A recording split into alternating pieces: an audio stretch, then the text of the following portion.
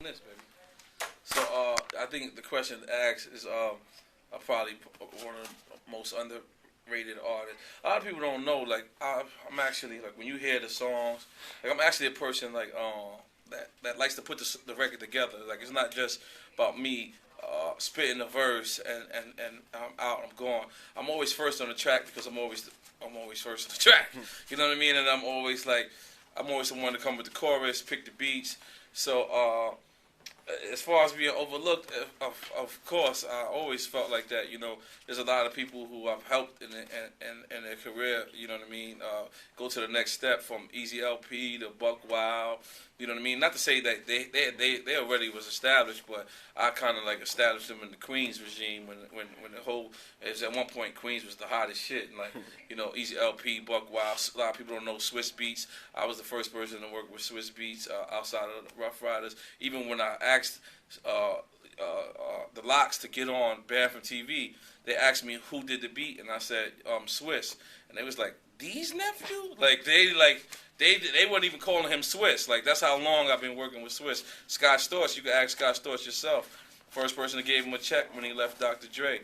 Pharrell, you already know. You know what I'm saying? And reggaeton, a lot of people, even though that shit is worth nothing right now, you know what I'm saying? It's worth nothing. But you know what? A lot of y'all motherfuckers probably wouldn't even heard it if I didn't take the initiative. Like, I'm a passionate person. Like, I'm the type of person you throw me in the jungles of Africa, and I will be running around butt naked with a string around my shit the same way as them, because I adapt to my environment. I put the war paint on, whatever, you know what I'm saying? So, I think a lot of the reason why I be overlooked is because the people I did things for is probably like they're not saying it. They'll agree with me if I say it, but they're not saying it. Like I don't know, maybe it's I don't know. So, but and as far as lyricism go, like of course, I think the reason why, and particularly, I'm being overlooked as far as lyricists goes, because of what I've done in my solo career. When I say that, what I mean is like when I made records like Grimy, when I made records like Super Thug and Nothing, Homeboy, I Came to Party. When I made records like that, I was not trying to be lyrical conscious because I know nobody wants to actually hear lyrics in the fucking club. That's why when Rocka Flocka said that, I agree with the dude to a certain extent. You know what I'm saying? Because if I'm in a club and I'm drunk, I want to be ignorant. I don't actually want to learn anything. You know what I'm saying? So I did agree with him to a certain extent, but and the part I did disagree with him is like, yo, you know, when it comes to those album cuts and these joints that can make a difference, yeah, I want you to go on there and get lyrical. And I could get lyrical anytime I want, but I also want to keep you entertained. You know what I'm saying? So, yeah. So, being granted that even though you as a solo artist and you in a group haven't sold crazy amount of records, you know, what at the end of the day, what gives you gratification? I don't even know what gratification means, so.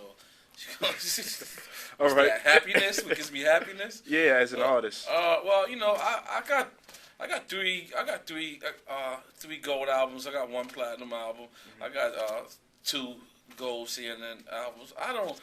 That shit doesn't mean nothing to me. What actually makes me happy is like if like I wish I could actually like just ride the train like every day, not just ride the train one day and hear like, you know, I mean. To be accepted musically in the community, like be a part of barbershop talk, to me is a reward. You know what I'm saying? Because you know this is the fucked up shit, right? The other day, right? I started to learn that, you know what? If the ocean flows this way, even though you might think the ocean is imperfect, you can't change the ocean. You gotta keep letting it flow the way it flows, right? So I'm in the hood the other day, right?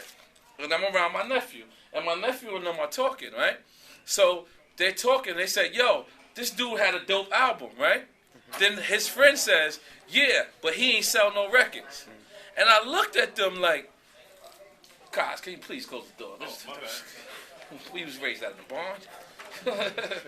But so all right, look, let me break down the point, right?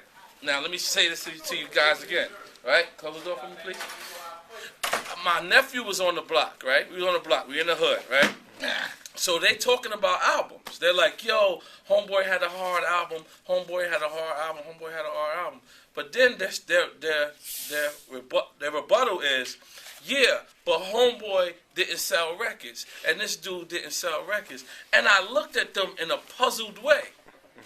because we didn't care what Illmatic sold. Nobody gave a fuck what Ready to Die sold. You feel me? Like, nobody was out there saying, oh, shit, Biggie's whack, because I remember Ready to Die sold, like 60,000 his first week.